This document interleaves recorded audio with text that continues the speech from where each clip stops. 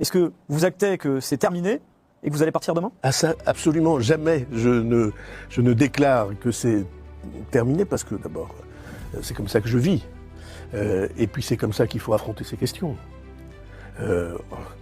L'idée que toutes les formations politiques ont dit que bon, elles allaient abattre le gouvernement.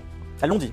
Toutes. Si on se fie à peu près, c'est fini. En dehors des formations qui sont membres du gouvernement, elles disent toutes il faut abattre le gouvernement. Et à quoi ça sert d'abattre le gouvernement? Voilà des formations politiques qui non seulement ne sont d'accord sur rien, mais bien pire que ça, sont en guerre civile ouverte les unes avec les autres et en haine les unes avec les autres. Et elles se mettent ensemble pour abattre le gouvernement. C'est un terme comme très fort, vous dites parler de guerre civile entre les formations politiques. Oui, entre LFI et le Rassemblement National, c'est quoi? C'est de la guerre civile, y compris parfois dans l'hémicycle physique.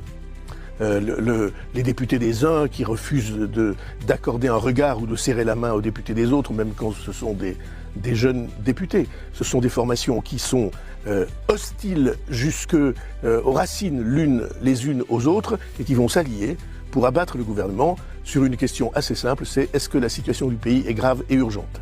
Et donc ils disent tous, la main sur le cœur, oui, bien entendu, on est tous d'accord pour dire que c'est grave. Mais chaque fois qu'on propose une solution, une décision, ils disent « Ah ça non, pas pour nous ».